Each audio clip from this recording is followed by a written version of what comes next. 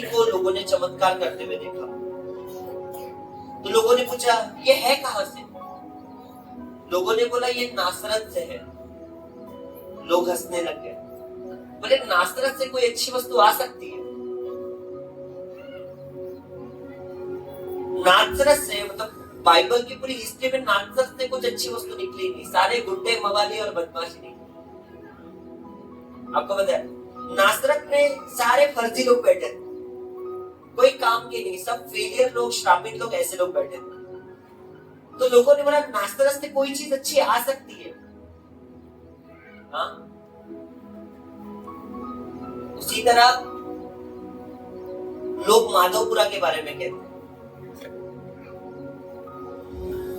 माधवपुरा नहीं जाना, 7 बज के अब नहीं जाना माधवपुरा।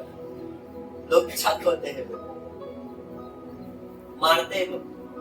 है ना, सही बात है यार, माधवपुरा है या नहीं ऐसा? पर आने वाले समय में लोग लोग झाबुआ को नहीं जानते, आपको पता है? एमपी में छोड़ो, पूरे एमपी में बहुत कम लोग झाबुआ नाम का डिस्ट्रिक्ट ऐसा जानते हैं, पर पूरे इंडिया में झाबुआ को कोई नहीं जानता, आपको पता है? पर बहुत जल्द परमेश्वर यहाँ से लोगों को भेजेगा और बहुत जल्द परमेश्वर इस जगह को महिमा देगा इस सेवकाई के द्वारा, और बहुत से लोग इस सेवकाई के कारण झाबुआ को जानेंगे। हालेलुया। खामरा नाम की, खामरा जो एक जगह है वो पंजाब में एक छोटा सा गांव है, छोटा सा कस्बा। जैसे माधवपुरा ना, झाबुआ में माधवपुरा है, झाबुआ डिस्ट्रिक्ट में माधवपुरा है, लोग नहीं जानते माधवपुरा को, ठीक है, दुनिया में। बट जब वहां पे परमेश्वर ने सेवकाई शुरू की अपोस्तल पुनरुत्थान जी के द्वारा, आज पूरी दुनिया खामरा को जानती है।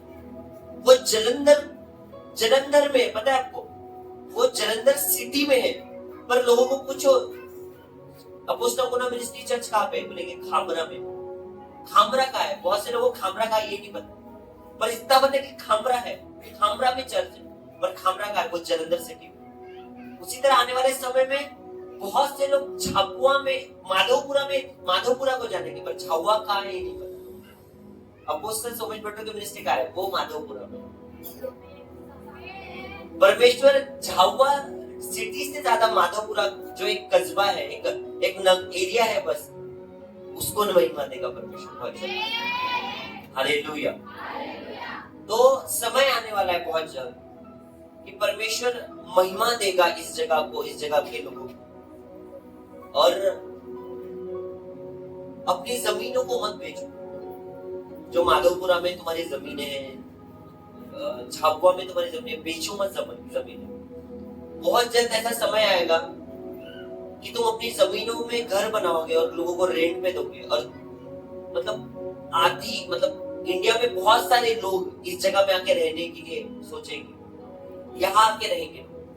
क्यों? क्योंकि चर्च है यहाँ पे प्रभु का, और बड़े काम करता है परमेश्वर। बहुत जल्द होगा ये चीज। Hallelujah, hallelujah. तो याद रखना, अपनी जमीनें बेचकर अपनी मूर्खता नहीं करना। कार लेना इससे जमीन बेच दी, मूर्खता नहीं करना। शादियां करनी इससे जमीन बेच दी, मूर्खता नहीं करना। कम में करो शादियां, बेहतर करो और अच्छी करो। समझ रहे हो आप मेरी बात? हालेलुया। तो अपनी जिंदगी में परमेश्वर उधर ही बैठा दो। अब ये जगह, ये बीच में जगह किस लिए, मैंने इसलिए बोला कि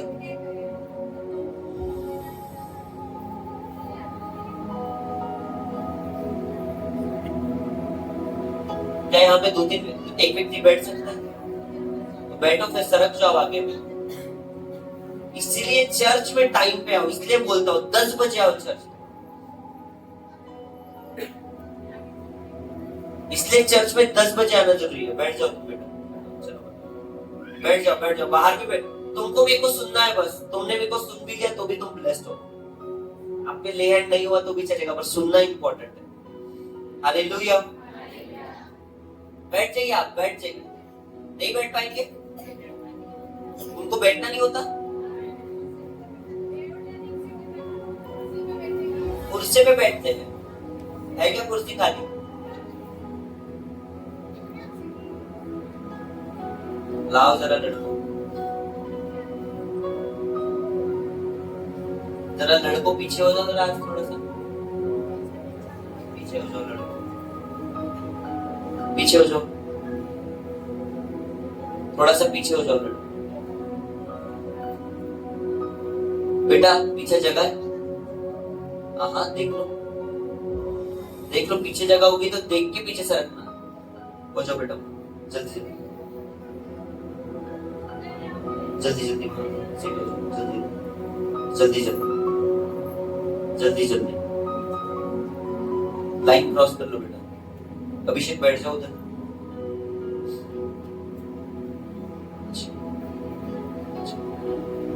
जल्दी जल्दी जल्दी जल्दी पीछे हो जाओ, बैठ जाओ, ठीक है।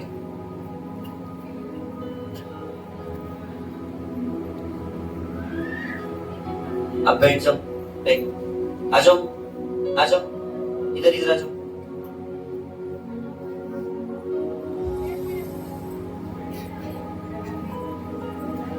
सामने आ जाओ, जल्दी जल्दी। ये हफ्ते में सिर्फ आखिरी बार होगा, जो पहले आ रहे हैं वो इधर बैठा रहो।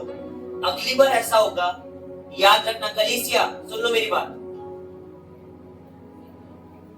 अगली बार आपको अंदर बैठने के लिए जगह नहीं दूंगा। अगर आप लेट आ रहे हो, आपका आने का टाइमिंग 10 बजे होना चाहिए।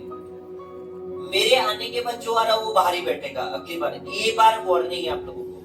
और मैं ये भी लिख के दे रहा हूँ, अगली बार तुमको उधर भी बैठना पड़ सकता है, क्योंकि यहाँ तुम्हारे आने तक शायद वो भी भर जाएगा अगली बार। भले इधर कितना भी खाली हो, इधर जगह नहीं दूंगा मैं। खाली है उधर, मेरे को पता है, पर जगह नहीं दूंगा। रीजन, आप कीमत नहीं कर रहे हो परमेश्वर की, आप परमेश्वर की इज्जत नहीं कर रहे हो। आप अपनी चीजों को महत्व देके अपनी सारी चीजें निपटा के चर्च आ रहे हो, जबकि आपको सब छोड़ के परमेश्वर के पास आना है।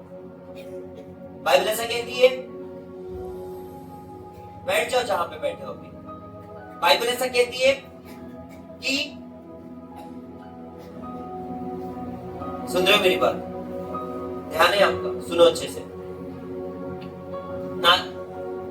कौन जिंदा उठाया गया था यीशु मसीह के द्वारा? नाजरत ना, क्या लाजरत की 2 बहनें थी, क्या नाम था? मरियम और मार्था। मरियम और, बाइबल ऐसा कहती है कि जो मरियम थी वो यीशु मसीह के पैरों के पास बैठी थी और उसकी बातें सुन रही थी जो वो कह रही थी। और मार्था किचन में खाना बना रही थी। क्या कर रही थी किचन में? और वो यीशु मसीह को कंप्लेंट करती है। कौन? मार्था, जो कहां पे? किचन में। बोलती है, हे प्रभु, क्या तुमको मेरे पे दया नहीं आती है? मैं यहाँ किचन में काम कर रही हूँ और वो मेरी बहन तेरे पैरों के पास बैठ के बातें सुन रही है। क्या बोलती है कि क्या प्रभु तुझे मुझ पर दया नहीं आ रही है कि मैं तो किचन में बैठ के खाना पका रही हूँ और मेरी बहन क्या कर रही है? तेरे पैरों पर बैठ के क्या कर रही है? बातें सुन रही है। यीशु मसीह ने क्या कहा पता है आपको? हे मार्था, तेरी बहन, किसने? तेरी बहन कौन बैठी थी पैर के पास? मरियम। तेरी बहन मरियम ने जीवन का मार्ग पकड़ लिया, परंतु तू अभी भी संसार की चिंता होगी। तुमको तुम्हारा खाना इंपॉर्टेंट है, तुमको तुम्हारे बर्तन करने हैं। क्या यहाँ से जाने के बाद तुम बर्तन नहीं धो सकते? यहाँ से जाने के बाद कपड़े नहीं धो सकते? या कपड़े ऐसा मैं नहीं धोऊंगा, मैं दाग नहीं छोड़ूंगा, तूने डुबा के रखा है सुबह से मेरे को, तेरे को चर्च ऐसा बोलेगा? कपड़े या बर्तन बोलेंगे नहीं मैं तेल नहीं छोड़ूंगा, तूने धोने में देर कर दी। कंप्लेंट करने वाले नहीं, पर परमेश्वर जरूर करेगा। जा तू संसार की बातों में ही फंसी रहे। देखो परमेश्वर नहीं चाहिए, देखो परमेश्वर से ज्यादा देखो तेरे बर्तन, तेरे कपड़े, खाना पीना इंपॉर्टेंट है, वही करो, कोई दिक्कत नहीं। और बहुत से लोग जो है वो एक चर्च खत्म होके दूसरे चर्च में आते, है ना? है या नहीं? बहुत से लोग दूसरा चर्च अटेंड करते हैं, वो 12 बजे खत्म हो जाता है, वो निपटा के आएंगे 12:30 बजे तक। ये भी एक मूर्खता है। 2 नाव में पैर मत रखो, एक समय आएगा जब नाव रास्ता बदलेगी दोनों, तो तुम बीच में गिर जाओगे। ना धोबी का कुत्ता, ना घर का, ना घाट का, तुम ऐसे हो जाओगे। तो एक कलीसिया चुनो जहां परमेश्वर का आत्मा काम करता है। एक कलीसिया चुनो जहां परमेश्वर का आत्मा बात करता है। एक कलीसिया चुनो जहां परमेश्वर अपने दास के द्वारा लोगों की जिंदगी बदल रहा है। अगर तुम्हें लगता है कि ये कलीसिया है तो 10 बजे आओ। मैं नहीं चाहता तुम्हारी जिंदगी में अधूरा काम हो और तुम लोगों की नजरों में शर्मिंदा हो या परमेश्वर की महिमा शर्मिंदा हो लोगों की नजरों में, कि तुम किसी एक जगह जा रहे हो जहां पे वो आत्मा काम कर रहा है जो संसार का है, और बाद में तुम एक जगह आ रहे हो जहां पे परमेश्वर का आत्मा काम कर रहा है। मैं नहीं चाहता, क्योंकि ऐसा होता है ना कि तुम इधर लाल पेंट लगा दो और इधर पीला पेंट लगा दो, तो लाल भी दिखेगा और पीला भी दिखेगा। हाँ है ना, लाल भी दिखेगा और पीला भी दिखेगा। तो मैं नहीं चाहता हूं कि तुमको झेब्रा क्रॉसिंग समझ के लोग क्रॉस कर तुम्हारे पर लाल दे। समझ रहे हो मेरी बात? ऐसा लाल पीला नहीं होना, हरा नीला नहीं होना। होना तो पूरा पीला हो जाओ, होना तो पूरा नीला हो जाओ। उस कलीसिया का होना तो पूरा हो जाओ, कोई दिक्कत नहीं मेरे को। और किसी को अपना चर्च चालू करना है तो मेरे को वैसे भी बोलता हूँ, मैं अपने लोग दे देता हूँ, शुरू करो मोटिवेशन। स्टार्टिंग में लोग तो चाहिए प्रचार करने के लिए, वो भी ले जाओ, कोई दिक्कत नहीं। बट एक जगह में बन जाओ, एक जगह में रुक जाओ, एक ही दास को चुनो। हर दास के ऊपर अभिषेक अलग होता है, हर दास के ऊपर श्राप अलग होते हैं। ये भी है, अगर परमेश्वर के दास के ऊपर अभिषेक है तो उसकी जिंदगी में श्राप भी है। अगर तुम वहां से कमा के यहाँ आओगे और बोलोगे मेरी जिंदगी नहीं बदल रही है, तो तुमको अपना पुराना जीवन छोड़ना पड़ेगा।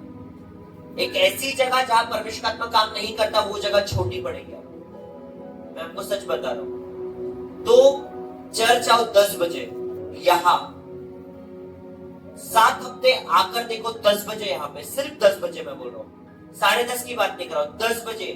7 हफ्ते 10 बजे इधर आओ, वर्शिप अटेंड करो, वचन सुनो, प्रेयर रिसीव करो और घर जाओ।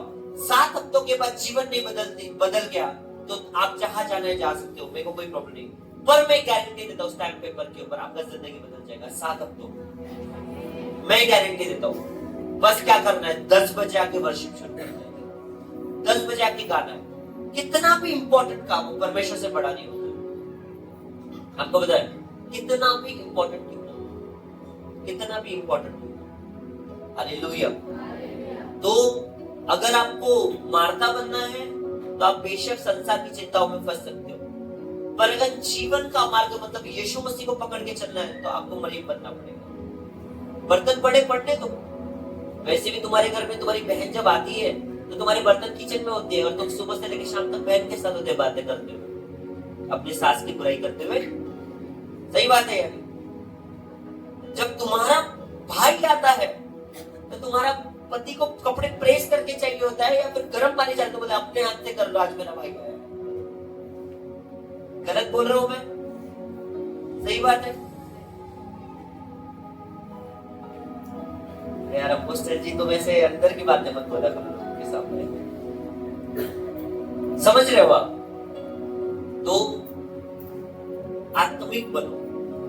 परमेश्वर ने बोला कि अपने शरीर की इच्छाओं को मारकर आत्मा की इच्छा पूरी करो। शरीर की इच्छा है कि बर्तन धो के जाती हो, आने के बाद सीधा खा के सो जाओगे।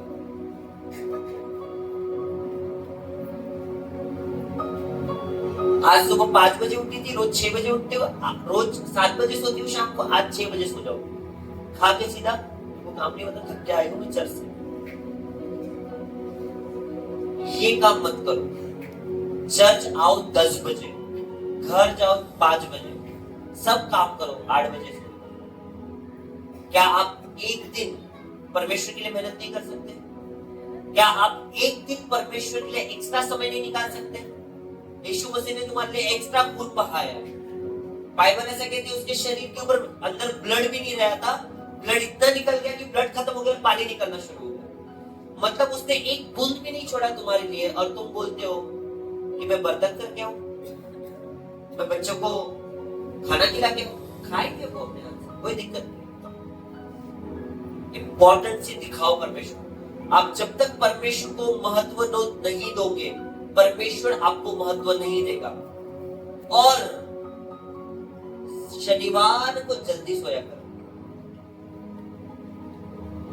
शनिवार को क्या करा करो? जल्दी सोया करो। बस चर्च में आके मत सोया करो। चर्च में आके मत सोया करो। अगर इधर आके तुम सो लिए तो जिंदगी भर सोओगे तुम। यहां आके जो बंदा सोता है उसकी जिंदगी अगर यहां नहीं बदली तो दुनिया में कहीं कोई जगह नहीं कि अपनी जिंदगी बदल सके। हालेलुया। जो बंदा यहां नहीं सुधरा वो दुनिया के किसी कोने में नहीं सुधरा। आप समझ रहे हो मेरी बात? मैं ये लिख के देता हूं क्योंकि परमेश्वर ने कहा कि मैं धर्मियों के लिए नहीं परंतु अधर्मियों के लिए आया हूं।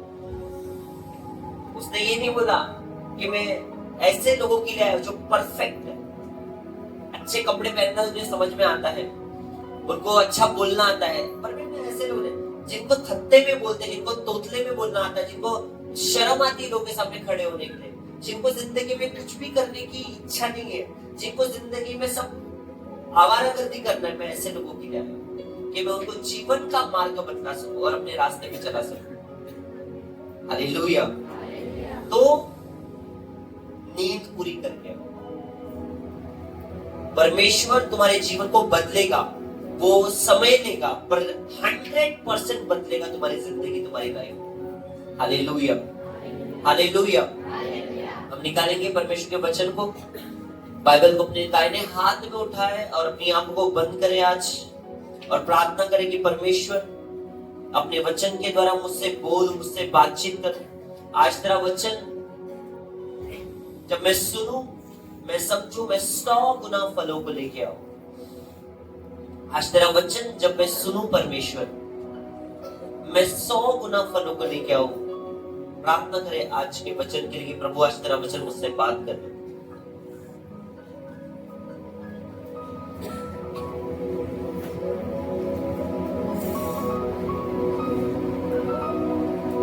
In the mighty name of Jesus Christ. In the mighty name of Jesus Christ. Amen. Amen. Hallelujah. निकालो मत्ती 14।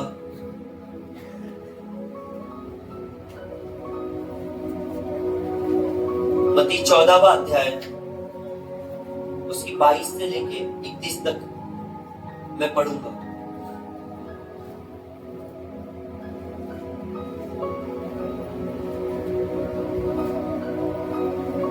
कितने लोगों के पास बाइबल नहीं है? उठाओ जरा हाथ, बड़ा बड़ा हाथ उठाओ। 1 2 3 4 5 6 7। ओके, आप कितने टाइम हो रहे हैं चर्च आ रहे हो? कब से आ रहे हो आप? कितने हफ्ते हो गए? 3 हफ्ते हो गए। ओके, आप रेगुलर आओगे? ठीक है, छोटी बाइबल ले चलो। आप कब से आ रहे हो? पहली बार है। आप रेगुलर आओ, मैं आपको बाइबल दूंगा। पीछे कब आए हो? 4 हफ्ते हो गए। आप 4 हफ्ते में वही बैठे हो? इधर आओ थोड़ा सामने। ओके, छोटी बाइबल अगर आपको चाहिए तो मैं अरेंज करता हूँ। बड़ी बाइबल कितनों को चाहिए? बड़ी बाइबल नहीं चाहिए भैया, ये लिख दे तो। हालेलुया। ओके, मत्ती 14 मैं अरेंज करता हूँ आप लोगों के लिए। छोटी बाइबल अगर होती है तो मैं आपको प्रोवाइड करूंगा। मत्ती 14 उसकी 22 से मैं पढ़ूंगा, आपने सुनना है। तब उसने तुरंत अपने चेलों को नाव पर चढ़ने के लिए विवश किया कि वे उससे पहले पार चले जाए, जब तक वह लोगों को विदा करे। वह लोगों को विदा करके प्रार्थना करने को पहाड़ पर चला गया और सांझ को वह अकेला था। उस समय नाव झील के बीच लहरों में डगमगा रही थी क्योंकि हवा सामने की थी। और यीशु रात के 4थे पहर झील पर चलते हुए उनके पास आया।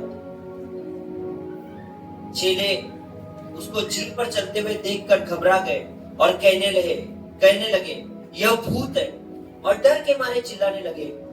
तब यीशु ने तुरंत उनसे बातें की और कहा, ढाढ़स बांधो, मैं हूं, मत डरो। पतरस ने उसको उत्तर दिया, हे प्रभु, यदि तू ही है तो मुझे अपने पास पानी पर चलकर आने की आज्ञा दे। उसने कहा, आ। तब पतरस नाव पर से उतरकर यीशु के पास जाने को पानी पर चलने लगा, पर हवा को देखकर डर गया और जब डूबने लगा तो चिल्लाकर कहा, हे प्रभु, मुझे बचा। यीशु ने तुरंत हाथ बढ़ाकर उसको थाम लिया और उससे कहा, हे अल्पविश्वासी, तूने क्यों संदेह किया? जब वे नाव पर चढ़ गए तो हवा थम गई और इस पर उन्होंने जो नाव पर थे उसे दंडवत किया और कहा, सचमुच तू परमेश्वर का पुत्र है। Hallelujah, hallelujah. आप समझ रहे हो बाइबल क्या कहती है? जब यीशु मसीह नदी के किनारे प्रचार कर रहा था और सांझ हुई तो यीशु मसीह ने चेलों को कहा, सुनो, तुम नई नाव लो, उसमें बैठो और पार हो जाओ। यीशु मसीह ने उनको विदा किया, चेलों को, और लोगों को प्रचार करके उनको भी विदा किया और वो पहाड़ पर चल गए। कहां पर? पहाड़ पर चला गया ताकि वो प्रार्थना करे। रात के चौथे पहर में जब यीशु मसीह प्रार्थना कर चुका, उस समय में उस नदी के ऊपर तूफान आ गया और नाव डगमगाने लगी। इमेजिन करो, बस सोचो, दिमाग से सोचना शुरू करो। रात का अंधेरा है, आप पानी की बोट के ऊपर हो, आजू बाजू से तेज हवाएं आ रही है और पानी भी तुम्हारे ऊपर आ रहा है, लहरों का पानी भी तुम्हारे ऊपर आ रहा है।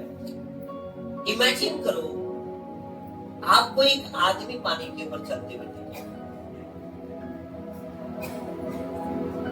जस्ट इमेजिन, रात के 1 बजे आप यहां से जा रहे हो और कोई औरत सफेद साड़ी पहने हुए दिखी तुम्हें,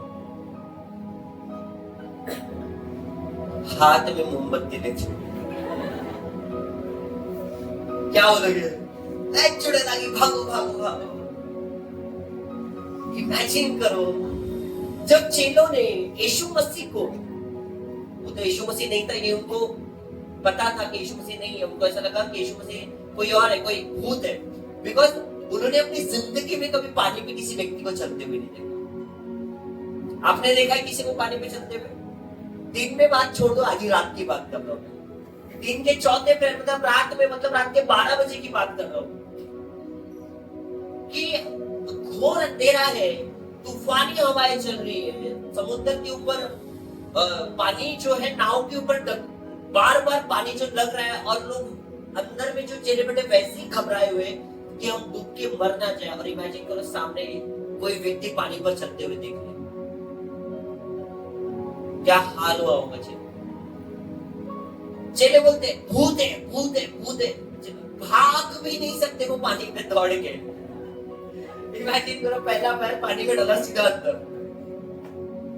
हालेलुया। जब चेलों ने यीशु मसीह को देखा, वो डर गया और कहा, भूत है, भूत है, भूत है। यीशु मसीह कहना, अरे रुक जाओ, धाड़स बांधो, धीरज धरो, भूत नहीं है, मैं हूं। मैं यीशु मसीह। जब लोगों ने आवाज को सुना, चेलों ने आवाज को सुना, तो उनको धीरज हुआ कि नहीं, ये यीशु मसीह। पर पतरस चालाक है, उसको जब तक तुम सबूत ना दो तब तक वो अपने मानता ही नहीं कि ये है कर। पतरस एक ऐसा कैरेक्टर है बाइबल में, जब तक आप उसको प्रूफ ना दो वो एक्सेप्ट नहीं करता। एक ऐसा कैरेक्टर है, जब तक वो बीच में टोके ना तब तक ये एहसास नहीं होगा बाइबल में कि वो है जिंदा। ये रियलिटी, ये सच्चाई है, मैं आपको बता रहा हूं। अब यीशु मसीह बोलता है कि परमेश्वर, बाइबल का वचन ऐसा लिखा हुआ है कि बहुत जल्द मैं लोगों के हाथ में पकड़ाया जाऊंगा और लोग मुझे सूली पे चढ़ाए जाएंगे और तुम तितर बितर हो जाओगे। जैसे बाइबल में एक भविष्यवाणी हुई कि मैं चरवाहों को मारूंगा और भेड़ें तितर बितर हो जाएगी। जैसे यीशु मसीह ने बोला, बीच में पतरस बोलते हैं, हे प्रभु, चाहे प्राण चले जाए मैं तेरे को नहीं छोड़ूंगा। तेरे को बोलने की जरूरत नहीं, बीच में तेरे से बात की पतरस, मैंने नहीं की ना, बीच में क्यों बोला? यीशु मसीह ने रिप्लाई किया, मुर्गा बाप देने से पहले 3 बार तू मेरे साथ मेरा इनकार करेगा। हंस गया ना परीक्षा में। इसलिए बोलता हूं मुंह बंद करा कर दो, इसलिए बोलता हूं मुंह नहीं चलाने का, फंस जाओगे तुम एक दिन। समझ रहे हो? तो नाव पे जब यीशु मसीह को चलते हुए देखा, वो लोग चिल्लाए कि भूत है भूत है। यीशु मसीह ने कहा रुक जाओ, ठहर जाओ, धाड़स बांधो, क्योंकि मैं पतरस फिर बोला हे प्रभु अगर सच में तू है तो आज्ञा दे कि मैं तेरे पास पानी पर चल कर आऊं। यीशु मसीह आजा, कोई दिक्कत नहीं। उसने यीशु मसीह का हाथ पकड़ा पानी के ऊपर, जोरदार तालियां बजाओ यीशु। आप इमेजिन करो, यीशु मसीह ने बोला आजा, उसने हाथ पकड़ा पानी के ऊपर और वो फुल पानी के मजे ले रहा है, खुश हो रहा है। पर इमेजिन करो क्या हुआ। वो मूर्ख जो यीशु मसीह का हाथ पकड़े हुए है, पानी पर खड़ा है, वो हवाओं को देख रहा है। बाइबल ऐसा कहती है उसने हवाओं को देखा और घबरा कर सीधा पानी में डूब गया। अब कैसे एक व्यक्ति जो यीशु मसीह का हाथ पकड़े हुए पानी पे खड़ा है और हवाओं को देख के गिर जाएगा? क्या ये हो सकता है? मैं नहीं मानता हूं कि भाई मैं यीशु मसीह का हाथ पकड़ा हूं और मैं पानी में डूब जाऊं, ये पॉसिबल नहीं है। चेले भी अचंभा कर रहे होंगे पतरस को, वाह मेरे को भी मौका मिलेगा पानी में खड़ा होने। पतरस खड़ा हो गया, यार मेरी भी बारी, पतरस का हाथ पकड़, नेक्स्ट सेकंड वो सीधा पानी के अंदर। और यीशु मसीह गुस्सा हो गया। यीशु मसीह एकदम से गुस्सा हो गया, हे अल्पविश्वासी तूने क्यों संदेह किया? अब इमेजिन करो वो हवाओं को देख के शक क्यों करना। आपको पता है आप भी ऐसी, इंग्लिश में बहुत अच्छे से लिखा हुआ है उसका, हवाओं के जो है ना, हवाओं के इंग्लिश में लिखा हुआ है कि तेज हवा जो शोर करती है, जो एकदम सटीक, जैसे तूफान आता है ना, तूफान जैसे लगता है तुम्हें बॉडी को, तुम्हें लगता है अरे मैं तो उड़ जाऊंगा जब तेज हवा। बाइबल ऐसा कहती है सेम हवाएं उस जगह में बह रही थी, सेम हवाएं। और जब उसने पानी पर पैर रख के खड़ा हुआ, उसने यीशु मसीह को देखा और उसके बाद में अपने ध्यान को उसने हटा दिया और कहा क्या पता है, उन हवाओं के ऊपर जो हवाओं से लग रही थी। और उसने मन में शक कर दिया कि मैंने यीशु मसीह का हाथ तो पकड़ा है, मैं पानी पर भी खड़ा हूं, मैं पानी पे डूब नहीं रहा हूं, पर खड़ा जरूर हूं, पर कहीं ये हवाएं मुझे गिरा ना दे। उसने डाउट किया अपनी जिंदगी में, उसने अविश्वास किया अपने हृदय में। इसलिए यीशु मसीह ने उसे डांटा कि हे अल्पविश्वासी तूने क्यों संदेह किया। आपको पता है हम इंसान भी ऐसे ही है। हमने कलीसिया में लास्ट टाइम ने सुना एक बहन के चेस्ट के अंदर से गांठें निकल गई। आपने एक बहन की गवाही सुनी जो शुगर और बीपी से आजाद हो गई। आपने एक बहन की गवाही सुनी जो उसके बेटा जो पहले पड़ा रहता था अब वो खड़ा भी होता है, वो रिस्पॉन्ड भी कर रहा है। आप देख रहे हो लोगों के जो स्किन के रोग थे वो सही हो गए, लोगों ने बड़े बड़े कामों को परमेश्वर की इस जगह में देखे। आपको पता है ये चीज, इसके बावजूद भी वो अपनी जिंदगी में परमेश्वर के साथ वफादार है। अब यीशु मसीह सदूकी फरीसियों के सामने है। उसने कहा कि तुम विश्वास नहीं करते हो कि मैं परमेश्वर का बेटा हूं, चलो ठीक है कोई बात नहीं, मेरे पे विश्वास मत रखो, पर मेरे कामों पे तो विश्वास करो। वो काम जो मैं कर रहा हूं तुम्हारे बीच में, वो काम जो हीलिंग है, एक व्यक्ति जो 4 साल से स्किन के रोग से परेशानी, उसके हाथ शरीर के ऊपर बड़े बड़े घाव हो चुके हैं, प्रार्थना की वो 2 हफ्ते में 3 हफ्ते में वो सूखना शुरू होगा घाव, और 2 महीने के बाद वो पूरा तरीके से चंगा हो गया। मेरे ऊपर विश्वास मत करो मेरी बातों के ऊपर, पर मेरे कामों के ऊपर विश्वास करो जो मैंने की है। तुम मेरे बातों से मत एक्सेप्ट करो कि मैं परमेश्वर का दास हूं या मैं परमेश्वर का बेटा हूं। ओके कोई बात नहीं, मेरे कामों को देखो, मैं झूठ बोल रहा हूं, क्या ये काम झूठ बोल रहे हैं? हाँ, हमारी जिंदगी में हम हर दिन अपने हालातों को देखते हैं। परमेश्वर का वचन ऐसा कहता है मैं तुझे अनंत जीवन दूंगा। तुम देखते हो गरीबी में मेरा जीवन, मैं गरीब पैदा हुआ था, गरीब मरूंगा, तो ये अनंत जीवन का वचन किसके लिए? तुम वचन को देखते हो, वचन को पकड़ते हो, पर जैसे हालात आते हैं, परिस्थिति आती है, तुम वचन को छोड़ देते हो और तुम डूब जाते हो।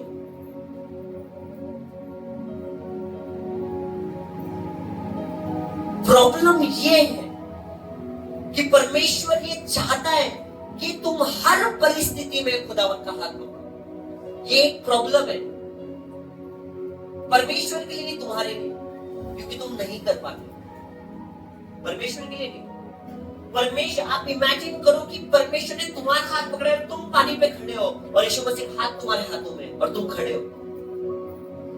एक ऐसा परमेश्वर जो जगत को रचाया है, जिसके वचन के ऊपर आज भी पृथ्वी स्थिर है। आज भी सुबह 6 बजे ही सूरज आता है तुम्हारे इधर और सालों से आ रहा है। आज भी बारिश के मौसम में बारिश ही होती है। आज भी धूप में धूप ही होती है। सूरज टाइम पे आता है, चंद्रमा टाइम पे आता है, हवा टाइम पे आती है। जमीन आज भी तुमको फसल ही दे रही है, जो तुम बोरे वही काट रहे हो। उसके वचन को आज तक किसी ने नहीं तोड़ा है इस पृथ्वी के ऊपर। जो पृथ्वी के बनाई हुई चीजें आप तोड़ रहे हो, इमेजिन करो। वो स्थिर है परमेश्वर के वचन के अनुसार, पर बाइबल ऐसा कहती है हम उस वचन के अनुसार स्थिर नहीं, हम उस वचन के अनुसार खड़े नहीं। हमारी जिंदगी में जब परिस्थिति आती है, हम वचन को पढ़कर उस वचन को बोलते नहीं कि लिखा है ये चीजें होने वाली है। तुम्हारी जिंदगी में मुसीबत आई है, आप मुसीबत को देख के लोगों की मदद मांगते हो, आप मुसीबत को देख के हैरान, परेशान और दुखी और डर जाते हो, परंतु परमेश्वर का वचन ऐसा कहते हैं कि संकट के समय मुझे पुकार, मैं तेरी सुनूंगा और तुझे छुड़ाऊंगा और तू मेरी महिमा करने पाएगा। क्या तुमने संकट में परमेश्वर को पुकारा? क्या तुमने मुसीबत में परमेश्वर को पुकारा? बट नहीं पुकारा। रीजन इज दैट तुमने सिचुएशंस को देखा। तुमने देखा मेरे रिश्तेदार मेरा विरोध कर रहे हैं, मैं छुपके चर्च जाऊंगी। अब विरोध, छुपके चर्च जा रही हूँ, लोगों को पता चल गया और विरोध बढ़ गया, तो मैं अब चर्च नहीं जाऊंगी। क्यों? जब तुम्हारी जिंदगी में मुसीबत थी, तुम्हारी जिंदगी में जब तुम्हारे रिश्तेदार पूछते नहीं थे, तुम बीमार थे, तुम घर में पड़े हुए थे, तब उनको तुम्हारी फिक्र नहीं थी, तब उन्होंने तुम्हें कभी नहीं पूछा। पर जब आज तुम यीशु मसीह के पास जा रही हो, आज तुम जब चर्च जा रहे हो, परमेश्वर तुम्हें चंगा कर रहा है, तुम ठीक हो चुके हो, आज जब तुम्हारा ख्याल करके वो तुम्हारा विरोध कर रहे हैं, तो क्यों तुम्हें उनकी परवाह ज्यादा है परमेश्वर से? क्यों तुम्हें तुम्हारे रिश्तेदार, तुम्हारे सगे संबंधी आज ज्यादा इंपॉर्टेंट है परमेश्वर से? जब तुम बीमार थे, लोगों ने तुम्हें छोड़ दिया था। जब तुम मुसीबत में थे, लोगों ने त्याग दिया था। जब आज परमेश्वर ने तुम्हें निकाल के पानी पर खड़ा कर दिया, तो क्यों तुम उन रिश्तेदारों की तरफ देखते हो?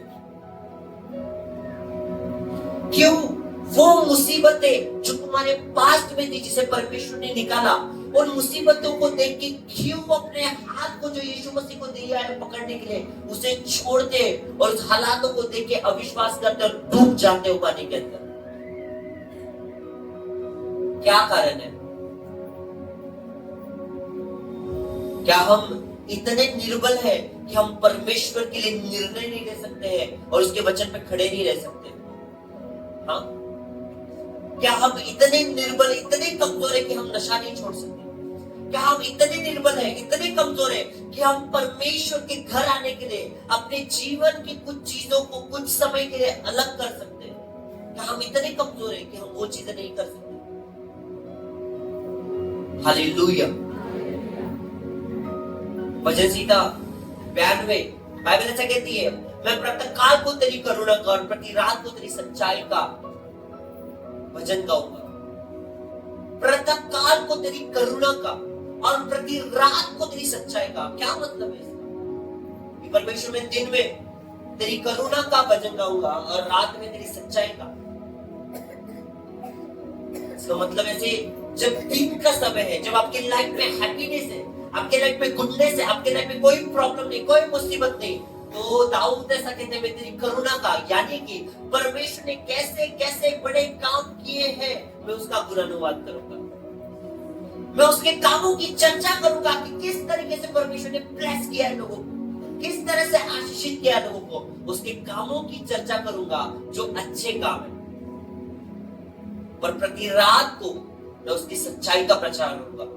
रात का मतलब कि जब मेरी जिंदगी में मुसीबत हो, मेरी जिंदगी में एक ऐसी हालात हो जो तूफानों को क्रिएट करके है, विपत्तियों को लेके आई है, मेरी जिंदगी में जब हालात बिगड़े हैं, विरोध हो रहा है, मुसीबत है, पैसों की कमी है, ऐसे समय में मैं सच्चाई का प्रचार करूंगा।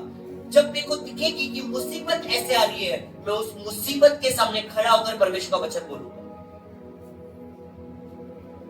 जब मेरे घर में पैसों की कमी है, परमेश्वर का वचन मैं बोलूंगा कि परमेश्वर ने कहा कि मैं मसीह यीशु में, हमारा परमेश्वर मसीह यीशु में तुम्हारी हर एक घटी को महिमा से पूरी करूं। जब मेरे जीवन में बीमारी आएगी, मैं बोलूंगा कि उसके कोड़े खाने से मैं चंगा हो चुका। जब मेरी जिंदगी में प्रॉब्लम्स होगी, ट्रबल होगा, मैं परमेश्वर के हाथ का प्रचार करूंगा कि किस तरीके से परमेश्वर ने लोगों से काम किया, किस सच्चाई का प्रचार मैं रात में करूंगा। ऐसा समय, जिस समय में तकलीफ है, जिस समय में ट्रबल है, जिस समय में मुसीबत है, ऐसे अंधकार का समय जिसमें परमेश्वर तुम्हें परखना है। जब अच्छा समय है, आप परमेश्वर की करुणा का प्रचार कर रहे हो। Wow, Jesus is too good. परमेश्वर ने कलीसिया में कैसे कैसे काम किए। पर जब आपकी जिंदगी में मुसीबत आती है, लोग हंसते हैं। कहा गया तेरा यीशु, कहा गया तेरा परमेश्वर, देखो क्यों नहीं बचा। दाऊद ऐसा कहता है, मैं प्रति रात उसकी सच्चाई का प्रचार करूं। प्रचार करो लोगों को कि ये मुसीबत जो मेरी जिंदगी में परमेश्वर की महिमा की, प्रचार करो ये जो ट्रबल मेरी लाइफ में ये मुझे उठाने के लिए, ये नहीं गिराने के लिए। प्रचार करो लोगों को कि ये जो विरोध लोग मेरा कर रहे हैं ना, इस विरोध की तरफ परमेश्वर मुझे चेक करना चाहता है कि क्या मैं उसके साथ वफादार हूं या नहीं। Hallelujah, hallelujah. अपनी लाइफ की ट्रबल्स को देखकर, अपने लाइफ की मुसीबतों को देखकर परमेश्वर की ऊपर से ध्यान को मत हटाओ। पौलुस ऐसा कहता है कि जब तुम अपने जीवन को जीते हो तो यीशु मसीह की ओर ताकते हुए अपनी जिंदगियों को जियो। उसको क्रूस के ऊपर लटके हुए देखो कि वो किस तरीके से लट गया, और उस तरीके से उसकी क्रूस को, उसकी सलीब को देखकर अपने जीवन को इस पृथ्वी के ऊपर जियो। लोग बोलते हैं मेरी जिंदगी में बहुत दुख है, कोई मुझे साथ नहीं देता, कोई मुझे सपोर्ट नहीं करता, मेरा तो कोई नहीं है। किसके साथ भलाई की तुमने? किसकी जिंदगी में, किसकी जिंदगी जो बिगड़ी हुई थी तुमने बनाई?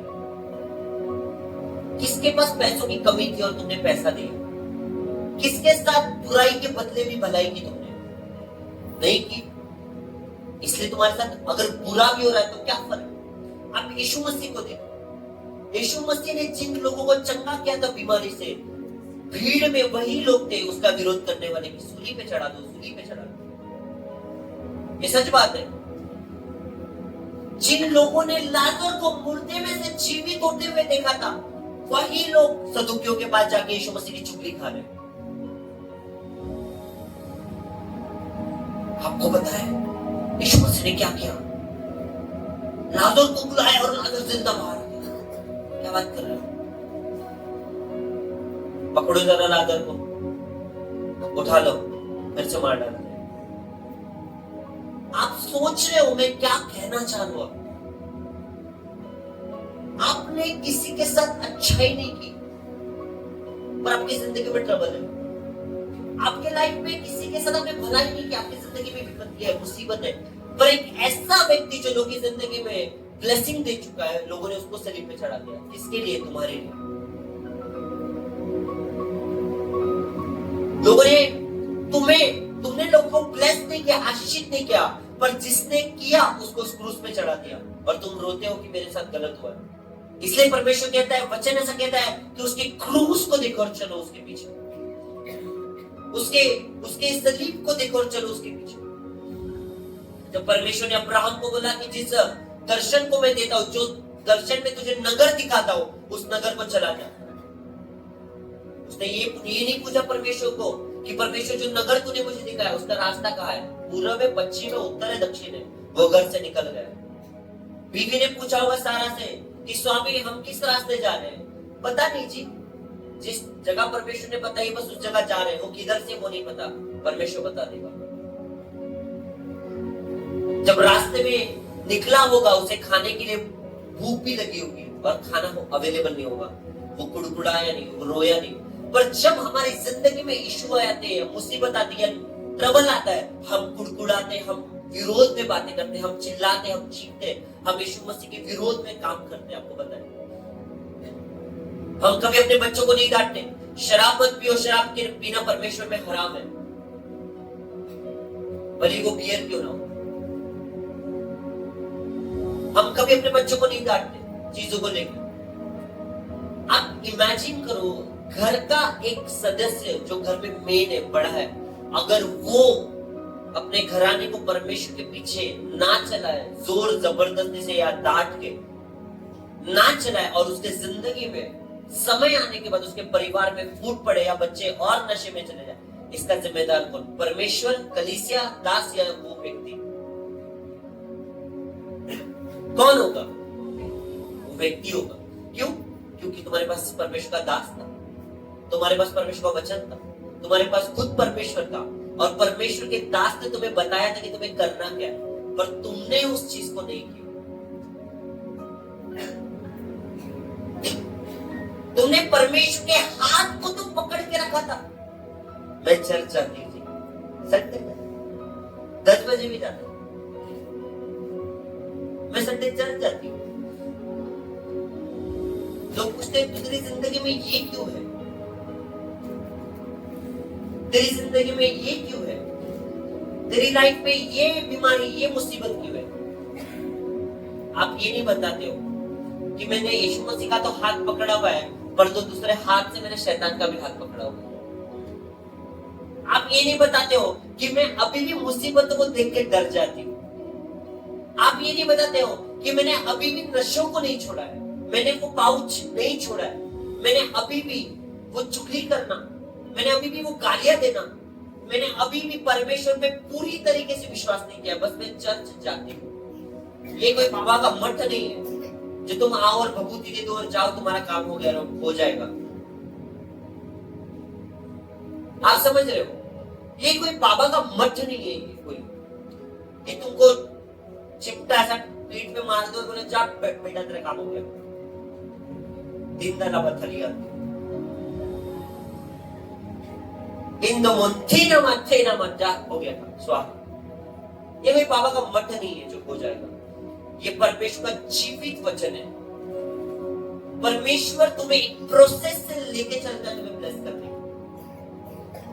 आपको पता है सोना जिसे तुम पहनते हो, जो तुम्हारे उंगलियों में, तुम्हारे हाथों में, तुम्हारे कानों में, ऐसा नहीं जमीन से निकला और उसे शेप दिया और तुम्हारे हाथ में पहुंचा दिया, ऐसा नहीं होता है।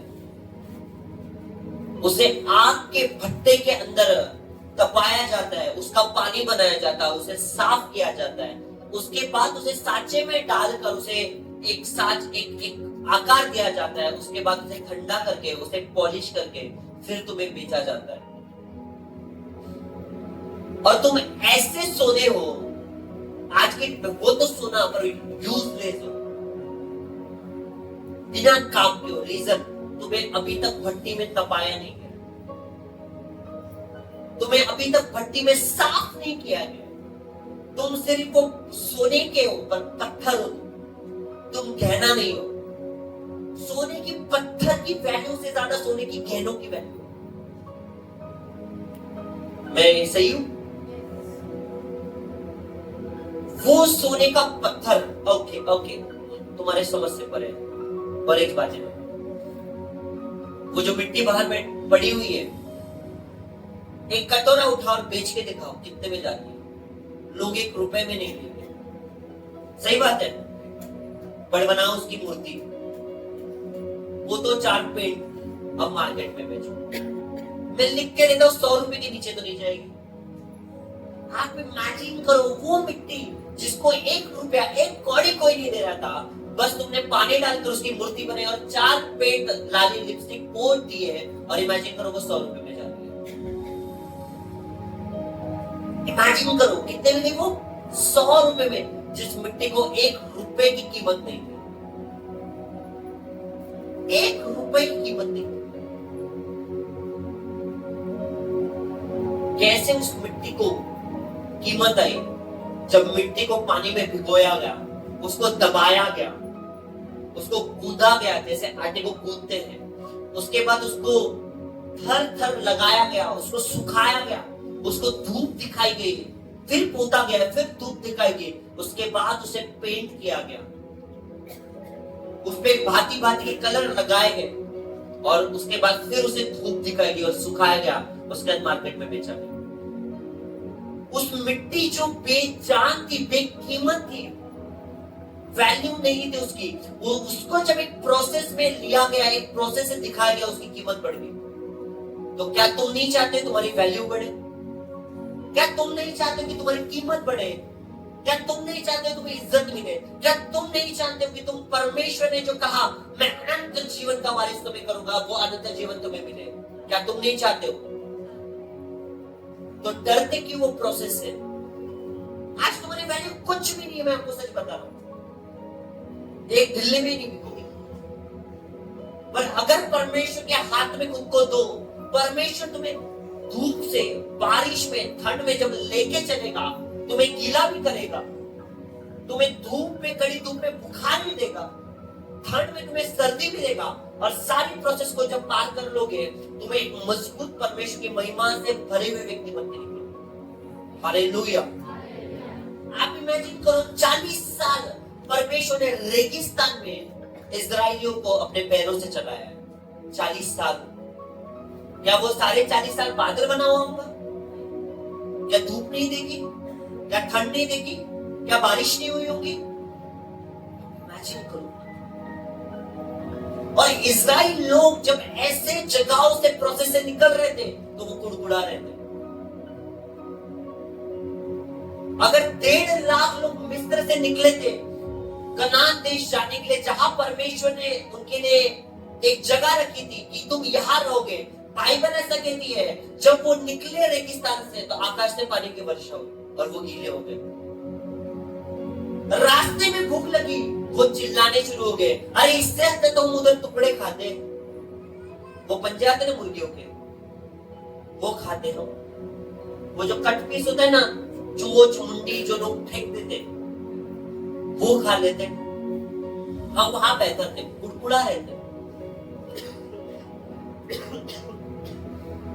भले ही वहां पे हम मिस्र में गंदे नाले का पानी, गंदा पानी पी लेते, जो मिस्त्री लोग धोने में यूज करते थे बर्तन, और यहाँ तो प्यासे मर रहे। जब भी परमेश्वर ने पत्थर को मारा, पत्थर को कहा पानी दे, और नदियों की फूटे, नदी के धार बहना शुरू हुई, परमेश्वर ने कहा दिया। पर जब प्रोसेस में चल रहे थे, जब एक घटनाओं से परमेश्वर ने घटा के मजबूत करते जा रहा था, वो शक कर रहे थे, वो चिल्ला रहे थे, और वो डाउट कर रहे थे। और आप इमेजिन नहीं करोगे, 1.5 लाख में से सिर्फ 2 लोग उसका नाम में पहुंचे। 1.5 लाख में से, बिकॉज उस प्रोसेस में जब वो परमेश्वर के हाथों में, परमेश्वर ने प्रोसेस कर रहा था, उन्हें तैयार कर रहा था अपने हाथों से, तो उस समय में उन्होंने अपने आप को पूरी रीति से परमेश्वर को नहीं दिया था।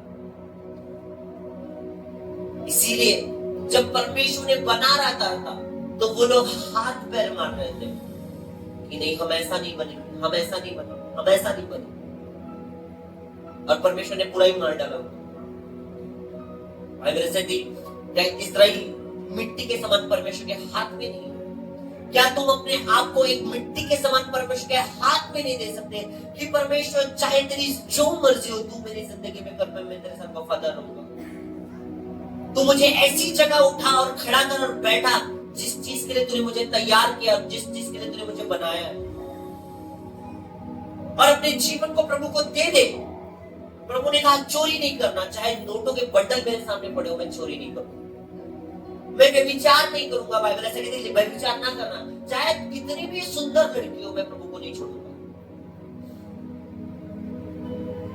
क्या हम इतने कमजोर है कि अपने शरीर के ऊपर काबू नहीं कर सकते?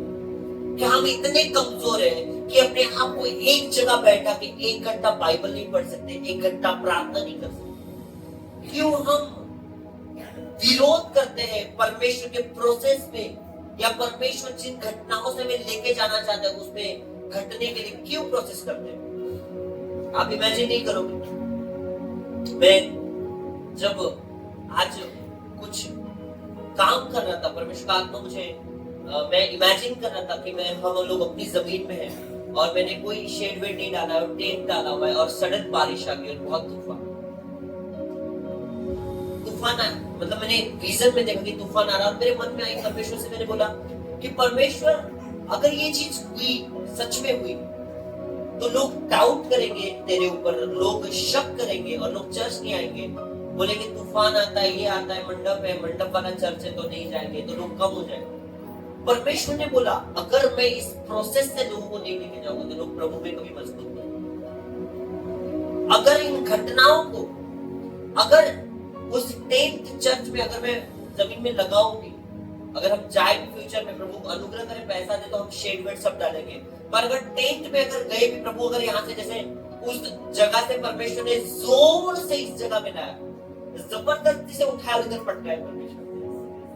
और इमेजिन करो परमेश्वर ने जबरदस्ती करके वहां पटक दिया और टेंट लगा के, बिना टेंट के ऊपर खड़े रहे, चर्च अटेंड किए, चाहे धूप है कड़ी, चाहे बारिश है, चाहे पूरी कड़ी की ठंड है, और हम बैठे हैं और लोग इस कारण की बहुत धूप है और बहुत बारिश है, इस वजह से अगर चर्च नहीं आए तो मैंने पूछा प्रभु क्या होगा।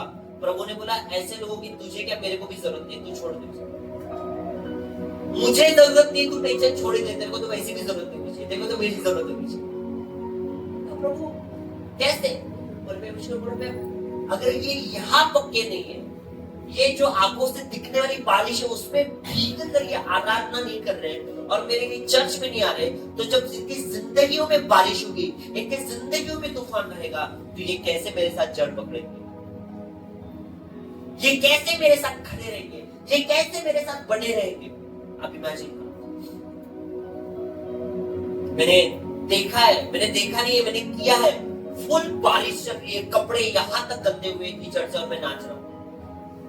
आई डोंट केयर, मेरे को कोई फर्क नहीं पड़ता मैं किस जगह हूं, कौन हूं, क्या हूं, पर जब प्रभु में हूं, मैं सिर्फ प्रभु का हूं, मेरे को कोई लेना देना नहीं, कीचड़ से मैं पूरा लिपटा हूं, कोई फर्क नहीं, मैं ऊपर से लेकर नीचे तक पानी से भिगोया हूं, चाहे वो बारिश का हो चाहे वो पसीने का हो, कोई फर्क नहीं। बट अगर मैं प्रभु के घर में हूं, मैं सिर्फ प्रभु का हूं, कहीं जरा सा मेरा नहीं, मेरा कपड़ा इधर जा रहा है, मेरे बाल उधर जा रहे हैं, मैं उधर जा रहा हूं, कोई दिक्कत नहीं, मैं प्रभु के घर हूं, मैं सिर्फ प्रभु का हूं, मैं अपने जीवन में अपनी जिंदगी को जी रहा हूं, मैं सिर्फ प्रभु का हूं, जरा भी मेरा नहीं। अगर तुम इस जगह आकर जड़ नहीं पकड़े प्रभु में, तो कहां जाके जड़ पकड़ोगे प्रभु? अगर तुम इस जगह आकर, समय पर आकर तुम परमेश्वर को नहीं दिखा पाए कि प्रभु मैं सच में तेरी परवाह करता हूँ, मैं सच में तुझे प्यार करता हूँ, मैं सच में तेरे वचन पर चलूंगा, तुम इस जगह पे टाइम पर आकर, चाहे बारिश हो, चाहे तकलीफ हो, चाहे तेज धूप हो, चाहे तूफान हो, उन तूफानों में, उन बारिशों में भी अगर तुम फाइट करके इस जगह नहीं आए, तो तुम कहाँ प्रूफ करोगे परमेश्वर से कि प्रभु मैं तेरे साथ वफादार हूँ, प्रभु मैं तेरे लिए कुछ करूंगा, प्रभु मैं तेरे लिए हर मुसीबत में खड़ा करूंगा। जब तुम मौसम में खड़े नहीं रह पाए, तो तुम जिंदगी की मुसीबतों में कैसे खड़े रहोगे परमेश्वर के साथ? हालेलुया। बाइबल ऐसे कहती है, शद्रक मेशक अबेदनगो, राजा ने बोला जो कोई इस मूर्ति के सामने दंडवत नहीं करेगा उसका गला काट दिया जाएगा या उसको आग के भट्टों में डाला जाएगा। नगाड़े बजे, शहनाइयां बजी और बजी जोर से बजी, और जैसी ही रुकी, सारे लोगों ने जो उस जगह में इकट्ठा थे झुककर दंडवत किया, सिवाय शद्रक मेशक अबेदनगो। एक व्यक्ति जाकर राजा को चुगली करता है कि हे प्रभु सुन मेरी बात, हे राजा सुन कि तूने जो आज्ञा दी उस आज्ञा के अनुसार शद्रक मेशक अबेदनगो ने दंडवत दी। बाइबल ऐसा कहती है, जब पतरस ने तूफान की हवाओं को देखा, यीशु मसीह का हाथ पकड़ने के बावजूद उसने अविश्वास किया यीशु मसीह पर और हवाओं पर विश्वास कर लिया और डूब गया। पर अगर मैं शद्रक मेशक अबेदनगो की बात करूं, उन्होंने यीशु मसीह का तो हाथ नहीं पकड़ा था, परंतु विश्वास यीशु मसीह के ऊपर रखा था, विश्वास परमेश्वर में रखा था। चाहे गर्दन कट जाए, चाहे मैं आग के भट्टे में डाला जाऊं, मैं परमेश्वर को नहीं छोड़ूंगा। राजा कहता है कि फिर एक बार नगाड़े बजाओ, और शद्रक मेशक अबेदनगो को बोलते हैं कि अगर तुमने इस बार दंडवत नहीं किया तो 7 मर्तबा 7 दफा ये जो आग का भट्टा है वो धक्का दिया जाएगा, 7 गुना ज्यादा।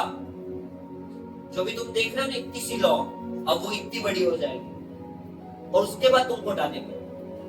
शतरंज में कविता बोलते हैं कि अगर परमेश्वर की मर्जी है कि वो हमें बचाए तो तू हमको मार नहीं पाएगा, और अगर वो चाहता है कि हम मर जाए तो तू हमको बचा नहीं सकता।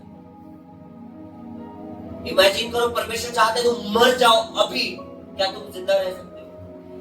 अगर वो चाहता है कि तुम मर जाओ अभी, जिंदा हो जाओ अभी, तो कौन तुम्हें मार सकता है? यीशु मसीह बोलता है कि नासरत नहीं जाना, नहीं तो उधर पे पथराव करके तेरे को मार डालेंगे। यीशु मसीह बोलता है कि जब तक मेरा समय नहीं आएगा तुम मुझे छू भी नहीं पाओ, जब तक मेरा टाइम नहीं आएगा मैं तुम्हारे सामने प्रचार करूंगा, तुम मेरे को छू नहीं पाओ। और जब समय आया पकड़ने का, वो खुद यरूशलेम में था, उसे पता था उसका पकड़े जाने का समय क्या था। लोग बोलते हैं अरे तुम्हारा परमेश्वर यीशु मसीह तुम खुद को तो नहीं बचा पाएगा, वो तुम्हें क्या बचाएगा? अरे तुम ये क्यों नहीं बताते कि वो खुद जगह में गया था अपने आप को पकड़वाने के लिए?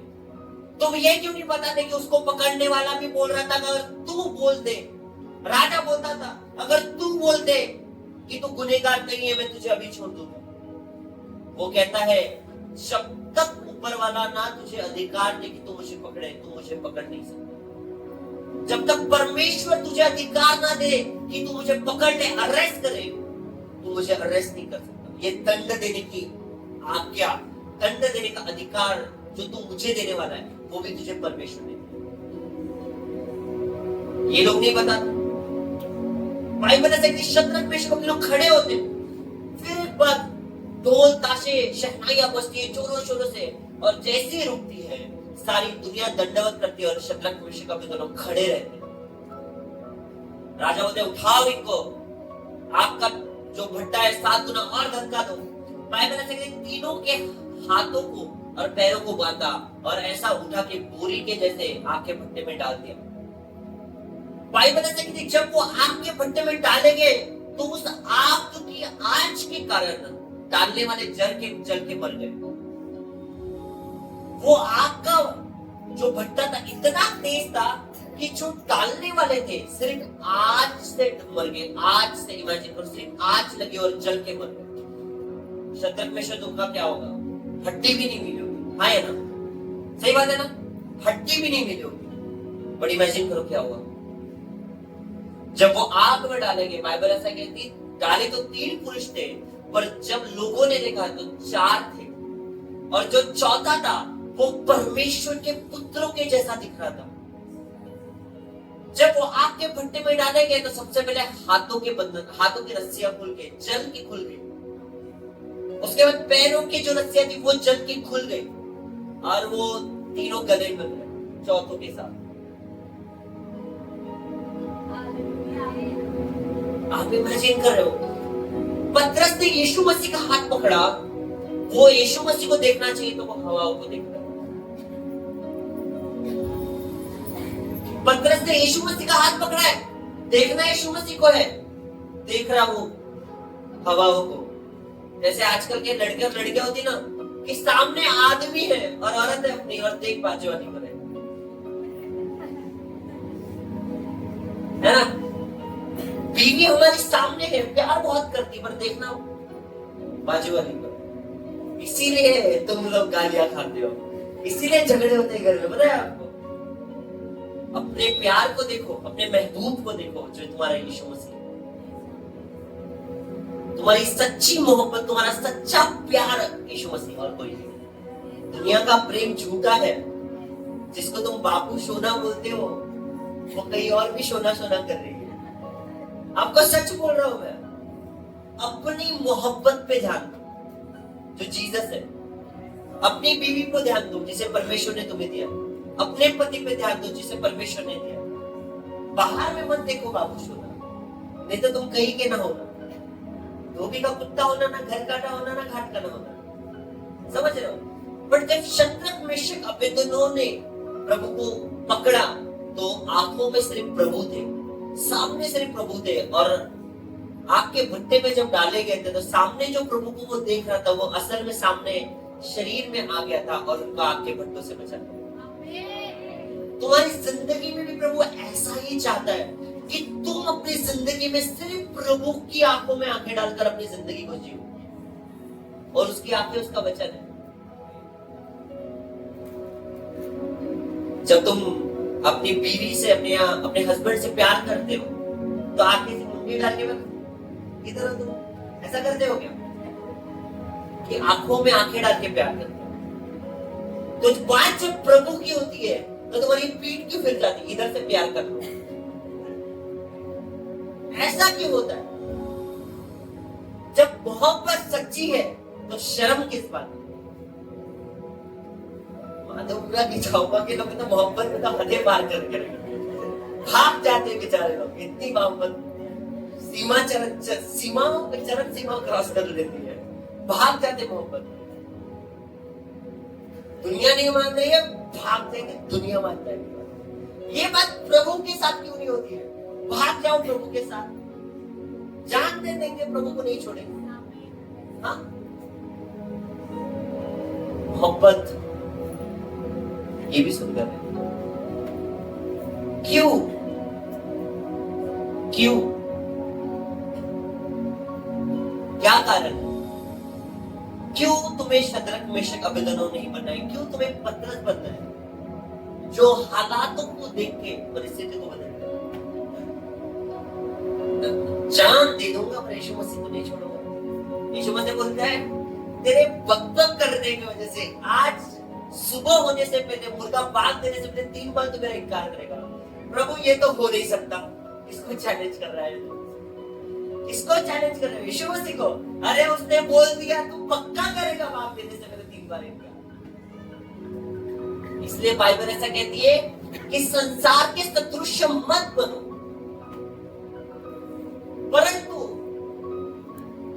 बुद्धि के नए हो जाने से अपनी चाल चलन में परिवर्तन करो। अपने प्रियकर को ऐसे ऐसे पीठ दिखा के मत बोलो मेरे से प्यार कर, सामने आंखों में आंखें डालकर प्यार करने बोलो और तुम भी करो। और वो जो मोहब्बत है और उसकी वो आंखें जो है वो परमेश्वर का वचन, घुस जाओ उसकी आंखों के दरिया में। वो झील जैसी जो आंखें हैं तुम्हारी महबूब की, डूब जाओ, डूब जाओ, तैरो। जो तुम शादी के पहले तारीफें कर रहे थे ना, अब वो महबूब जो है वो तुम्हारा यीशु मसीह है। डूब जाओ उसकी आंखों में, डूब जाओ उसके वचनों में, वचनों की गहराई में। देखो वो तुमसे कितना प्यार करता है, देखो वो कैसे तुम्हें निकालना चाहता है, और देखो फिर कैसे काम होते तुम्हारे साथ। शादियों के बाद तुम डूबना बंद कर चुके हो मोहब्बत में। इसलिए यीशु मसीह नए नियम में प्रकाशित वाक्य में बोलता है कि तू जो पहले समान प्रेम जो तू करता था वो करना भूल चुका है। ऐसी सारी शिकायतें बीवियों की तुम्हारे से। सही बात है ना? आप मुझे पहले समान प्यार नहीं करते हो, पहले समान आप मुझे गिफ्ट नहीं देते हो, हाँ या ना? सही बात है। यीशु मसीह भी कंप्लेंट करता है कि तू पहले जैसा प्रेम मुझसे नहीं करता।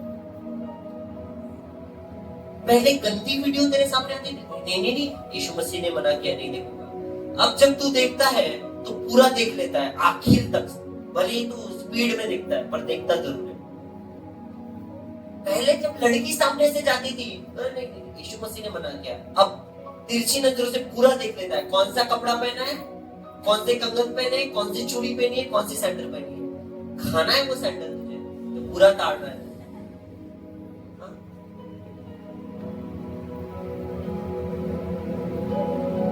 हालेलुया। आप समझ रहे हो मैं क्या कहने की कोशिश कर रहा हूं? आप समझ रहे हो मैं क्या कह रहा हूं? परमेश्वर का प्रेम संसार उसके लोगों के प्रेम से कई ज्यादा शुद्ध है, कई ज्यादा वफादार है, कई ज्यादा पवित्र है। वो जो प्रेम जो परमेश्वर तुमसे करता है उसमें कोई भी सेल्फिशनेस मतलब किसी भी प्रकार की उम्मीद आपसे नहीं की गई। अगर उम्मीद होती तुमसे तो वो अपना क्रूस उठाने से पहले तुमको बोलता है मेरे को प्रूफ दे पहले कि तू मेरे से प्रेम करता है, तब जाके क्रूस उठाओ तेरे लिए। हालेलुया। परमेश्वर चाहता है पतरस की तरह जो वो पानी पर बैठ खड़ा है।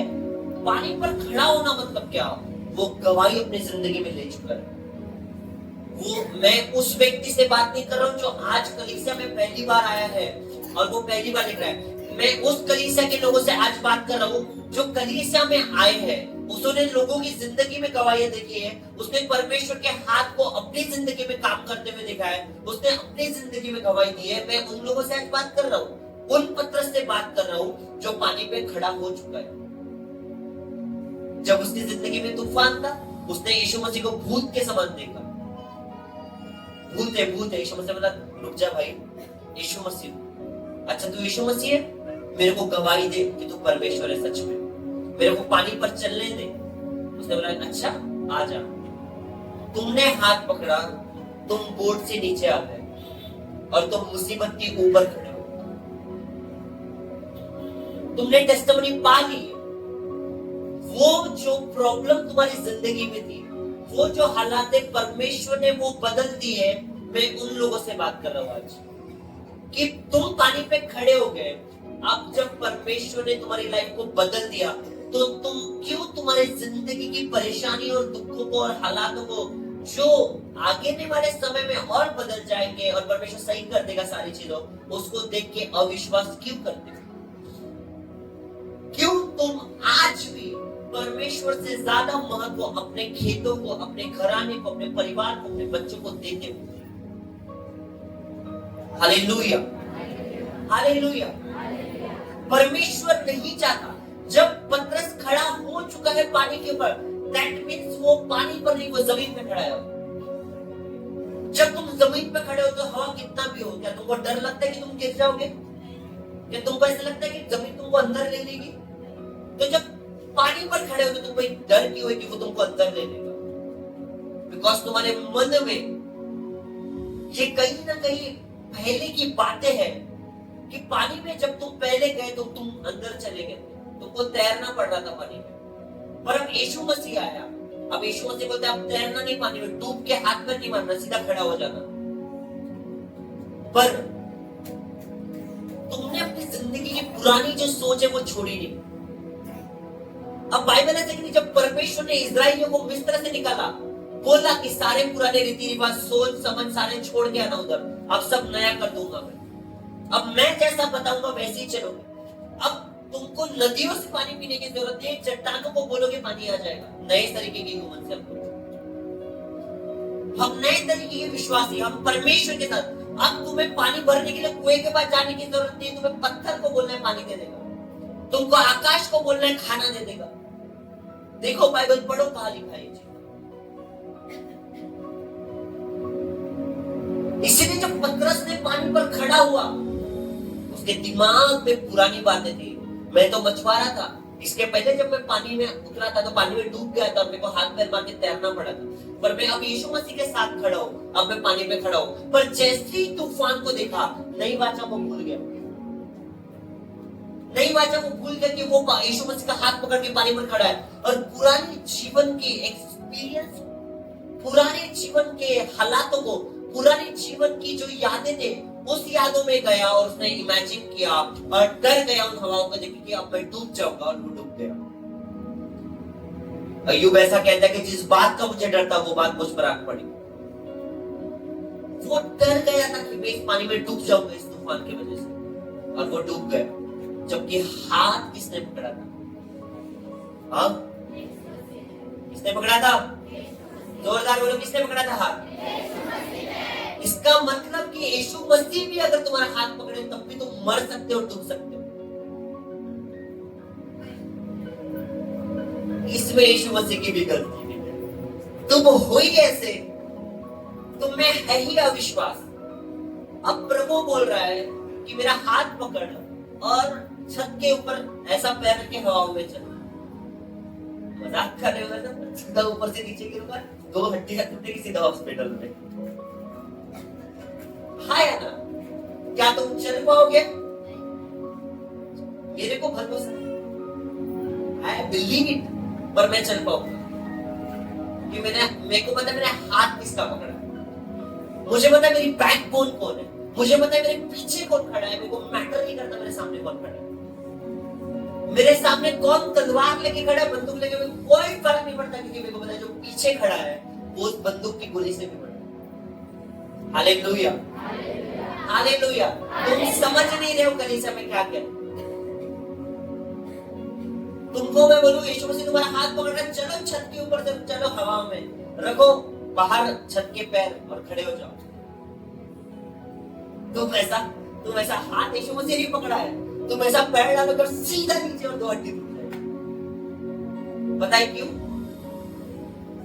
पता है क्यों?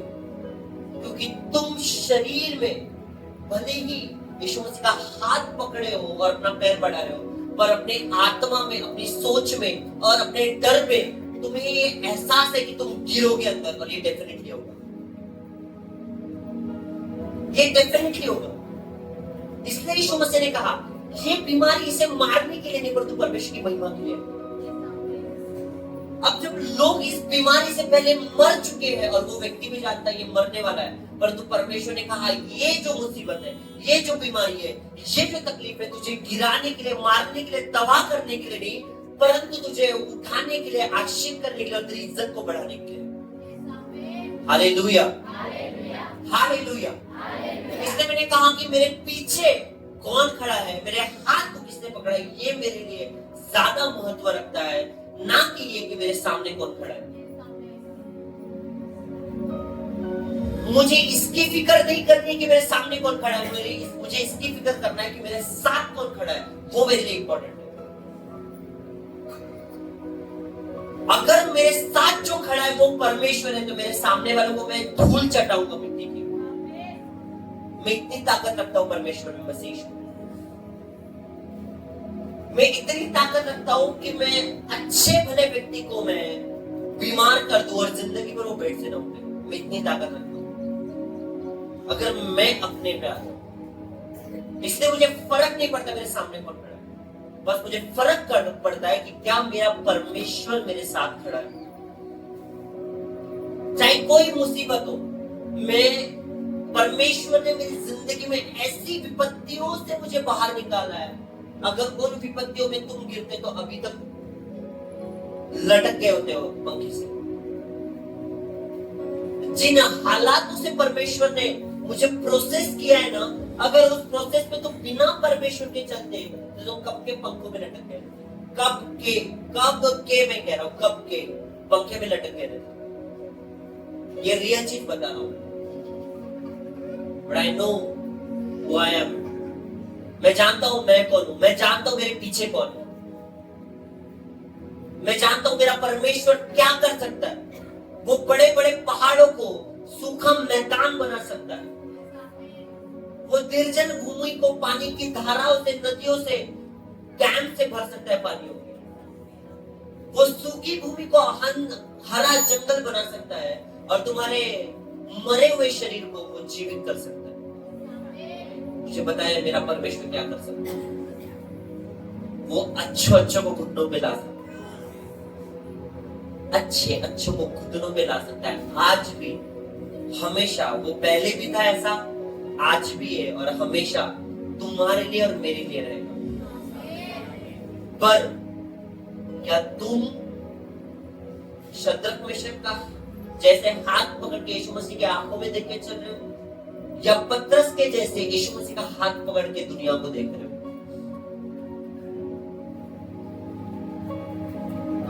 लोगों को लगा यीशु मसीह क्रूस पे चढ़ाया गया, मर गया, पिक्चर खत्म। प्रॉब्लम इज दैट, समझता ये थी कि पिक्चर तो सिर्फ शुरू हुई थी। प्रचार करने का जो समय था वो तो अभी शुरू हुआ था, वो तो 3.5 साल का सिर्फ ट्रेलर था, पिक्चर अभी बाकी थी मेरे दोस्त। और पिक्चर चल रही है, 2000 साल से पिक्चर चल रही है। और परमेश्वर बड़े बड़े मराकस कर रहा है, बड़े बड़े एक्शंस कर रहा है, बड़े बड़े वंडर चमत्कार कर रहा है। और दुनिया आज भी हैरान और परेशान है कि हो क्या रहा है, कि कैसे लोग अपने जीवन में अपने धर्म अपनी जातों को छोड़ के यीशु मसीह के पीछे जा रहे हैं। हो क्या रहा है, ऐसा कर कौन रहा है, कर क्या चल रहा है। लोग परेशान है, रोक नहीं पा रहे लोगों को। जो लोग सच में प्रभु को मानते हैं वो छुपते छुपाते कलीसिया में जाते हैं। पास्टर जो है छुपते छुपाते चर्च चला रहा है, चाहे जूम पे हो, चाहे किसी कमरे में या किसी जगह में, पर काम नहीं रुक रहा है। अब ये तुम पर निर्भर करता है कि तुम्हें कैसे चलना है। दानियल की तरह जो शेरों को ईमान में डाला गया और शेरों को देखकर खड़ा है कि मैं जानता हूं कि ये मेरे को कुछ नहीं कर पाएगा, और तुम शेरों को देख के सोच रहे हो कि मैं किस कोने में जाके छुपूं। अगर वो मुसीबत परमेश्वर चाहता है कि तुम्हें बर्बाद कर दे, तो चाहे तुम या दुनिया का कोई प्राइम मिनिस्टर तुम्हें रोक नहीं सकता, तुम्हें बचा नहीं सकता। पर अगर परमेश्वर चाहे कि वो मुसीबत से निकालना है तुम्हें, तो दुनिया का कितना भी बड़ा प्राइम मिनिस्टर हो, कितना भी बड़ा ताकतवर है, तुम्हें 1 इंच भी तकलीफ नहीं दे सकता। 1 इंच भी मैंने कहा। शैतान मेरे सामने आता है, साफ बंद कर बोलता है कि मैं तेरे को डस लूंगा, तेरे को मार डालूंगा। ले अभी तुरंत जितना जोर है लगा दे, नहीं तो मैं लगाना शुरू।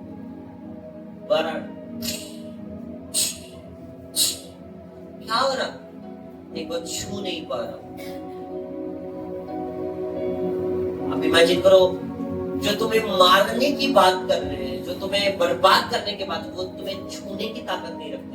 परमेश्वर का ऐसा प्रोटेक्शन, ऐसी सुरक्षा तुम्हारे चारों ओर है जिसे तुम नहीं जानते। मैं लिख के रहता हूं, अब भी दुष्ट आत्माओं को एक्टिवेट करता हूं, बोलो मेरे को मार के दिखा। आत्मा में थोड़ा शरीर में मेरे को मार के दिखा, एक घूसा मार के दिखा, वो छू नहीं सकती। सोचो मैं तुम्हें खड़ा करूं और 4 थप्पड़ मुंह पे जड़ दूं, तुम गुस्से में आके 1 जड़ दोगे, हाँ या ना? हाँ या ना? जितनी 4 थप्पड़ों में तुमको तकलीफ हो रही ना, उनसे कई ज्यादा तकलीफ उस दुष्ट आत्मा को होती परमेश्वर के आपके द्वारा, और उसका कारण मैं होता हूँ कि मैं दे रहा हूं उसे परमेश्वर के नाम से। इतनी तकलीफ लेके भी वो एक हाथ मेरे पे नहीं उठा पा रही, एक अटैक नहीं कर पा रही। रीजन इज दैट परमेश्वर की सुरक्षा मेरे चारों ओर। मैंने इसलिए कहा, जब तक परमेश्वर ना चाहे तुम्हें कोई छू नहीं सकता। लिख लो मेरी बात आज भी। परमेश्वर ने कहा, चाहे तू गहरे जल से होके चले तो वो जल तुझे डुबा ना सकेगा। तो आग के धक्कों में से निकलेगा, वो आग तुझे छू नहीं पाएगी और तुझे जला नहीं पाएगी। आप बात करते हो लोगों की यार, आप बात करते हो दुनिया की, आप बात करते हो शैतान की, आप बात करते हो जाति को की। मेरे पैरों की धूल के बराबर ना वो तुम्हारे पैर की धूल के बराबर है। बस बाइबल ऐसा कहती, मेरे लोग ज्ञान न होने के कारण नाश हो रहे। तुमको पता नहीं शैतान को डांटना कैसे, तुमको पता नहीं शैतान को हराना कैसे, तुमको पता नहीं तुम्हारे शत्रुओं को घुटनों में लाना कैसे, इसलिए तुम कमजोर हो आज। बिना ज्ञान के एक व्यक्ति चाहे कितना भी हट्टा कट्टा क्यों ना हो, अगर उसे बुद्धि नहीं है तो वो लड़ाई में लड़ नहीं सकता। हर युद्ध तो बुद्धि से लड़ा जाता है, ना कि ताकत से। आप छोटी सी चींटी को देख लो, हाथी के सूंड में चले जाए, कान में चला जाए, उससे डांस करवाती हो। तुम तो वो चींटी से भी बड़े हो। इमेजिन करो तुम क्या क्या कर सकते हो। तो मैं बता रहा हूँ, तुम राज्यों को हिला सकते हो अगर तुम अपनी पे आ जाओ। बस तुम्हें नॉलेज नहीं है उस चीज की, तुम्हें नॉलेज नहीं है, तुम्हारे अंदर वो ईगो नहीं है कि तुम्हें हर्ट हो, तुम्हारे अंदर वो दिल नहीं है, तुम्हारे अंदर वो जो आदमियों के अंदर होता है ना कि एक फीलिंग होती है, अगर कोई बोल दे तुमको चढ़ जाना दिमाग पे, ये करके दिखाऊंगा तेरे को, वो तुम्हारे अंदर है नहीं। शैतान तुम्हारे पर अटैक कर रहा है, शैतान तुमको दर दर की ठोकरें खिलवा रहा है, शैतान तुम्हें गरीबी में डाले, और तुम्हारे अंदर वो ईगो नहीं है कि इसकी हिम्मत कैसे हुई कि मेरे को ये कर किया इसने, इसकी हिम्मत कैसे हुई, ये बीमारी है, ट्रबल मेरी जिंदगी में। अब मैं प्रेयर में बैठूंगा उसको दिखाऊंगा क्या होता है। और जब तक वो प्रॉब्लम खत्म ना हो जाए, जब तक वो सिचुएशन बदल ना जाए, तुम मारते रहो शैतान को, मारते रहो, भागेगा और चीजें आना शुरू हो जाएगी। बाइबल में नए नियम में तुम्हारी जिंदगी की हर चीज का सलूशन परमेश्वर तुम्हारे हाथ में दिया। परमेश्वर ने एक पप्पे लगा दिया है, तुमको रसगुल्ला खाना है, रसगुल्ला रखा है। चिकन खाना है चिकन रखा है, बिरयानी खाना है बिरयानी रखा है, पनीर खाना है पनीर। तुमको अपने हाथ से मेहनत करके उठा के खाना है और अपना पेट भरना है। तुम रो नहीं सकते कि मेरे को बिरयानी खाना है, रखिए खा ले।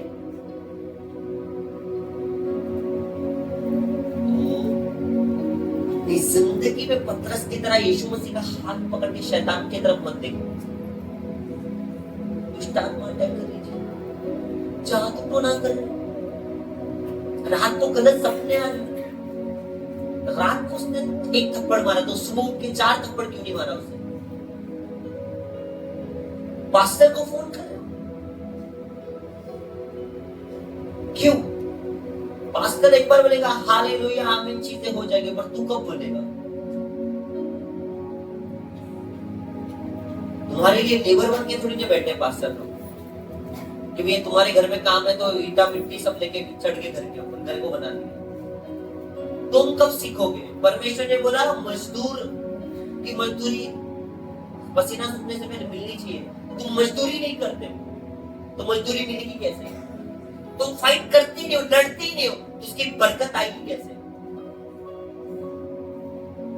अड़े रहो, खड़े रहो और लड़ते रहो और देखो अपने आंखों से तुम दुष्टों के अंतों को अपने आंखों से होते हुए देखो। परमेश्वर ने कहा तेरे निकट 1000 और तेरी दाहिनी और 10,000 गिरेंगे, तो अपनी आंखों से दृष्टि करके देखेगा और दुष्टों के अंत को देखेगा। तुम खड़े नहीं रहते दुष्टों के सामने, उनकी आंखों में आंखें नहीं डालते। तो जब तुम खड़े नहीं हो, आंखों में आंखें डाल के दृष्टि देखते नहीं हो, तो दुष्टों को खत्म होते हुए देखोगे कैसे? हालेलुया, जोरदार तालियां बजाओ करके जोरदार सेनाओं के यहोवा के। उसने कहा संग्राम यहोवा का है, संग्राम परमेश्वर का है, युद्ध तुम्हारा नहीं युद्ध मेरा है। तुम खड़े रहोगे, लड़ते रहोगे, परमेश्वर तुम्हारे शत्रुओं को तुम्हारे सामने खत्म कर देगा और तुम आजाद और मुक्त हो जाओगे। आपका आमीन छोटा है कली से आज, आपका आमीन छोटा है। मैंने कहा फिर कहा आमीन छोटा है यीशु मसीह के नाम में। Hallelujah, hallelujah, hallelujah. अगर परमेश्वर का हाथ पकड़ लो और उसकी ओर देखते रहो, तुम्हारे सामने सब जो मुसीबत और तकलीफ है वो तुम्हें बौने लगना शुरू हो जाएंगे। तुम्हें महसूस भी नहीं होगा कि वो पत्थर तुम्हें चुप कर गया है।